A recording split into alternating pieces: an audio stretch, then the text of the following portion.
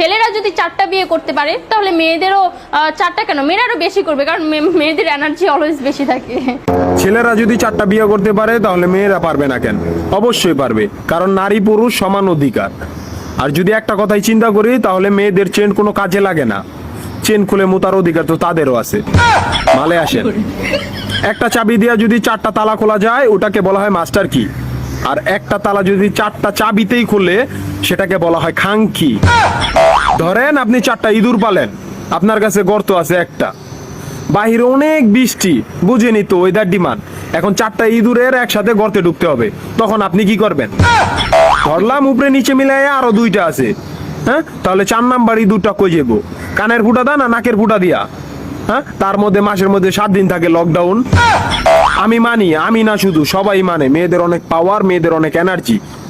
তাহলে দেশের মধ্যে ঘন ঘন লোডশেডিং হয় কেন? আমার মাথায় কোনোভাবেই ঢোকে না।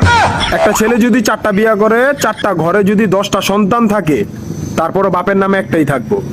এখন আপনি যদি 4টা বিয়ে করেন, একটা সন্তান হয়, তাহলে বাপের নাম কি দিবেন? সলিমুদ্দিন, কলিমুদ্দিন, আনোয়ার, মনোয়ার, নাকি গড়ে মিলাইয়া জানোয়ার? আপনি কি নারী না ঢাকা শহরের লোকাল গাড়ি? 30টা সিট ফুল, 20 জন দাঁড়ানো, তারপরও বলে পিছনে সিট খালি, ওঠেন তাড়াতাড়ি, পিছনে সিট খালি, ওঠেন তাড়াতাড়ি। শুধু এই সমস্ত মেয়েদের কারণে পুরা নারী জাতির সম্মানহানি হয়। আমাদের উচিত সিটি কর্পোরেশনের কুত্তা মারার ইনজেকশন দিয়া এদেরকে মেরে ফেলা, যাতে এদের জন্য অন্য কোনো মেয়েদের কেউ খারাপ নজরে না দেখে। মারানি কোনানকা।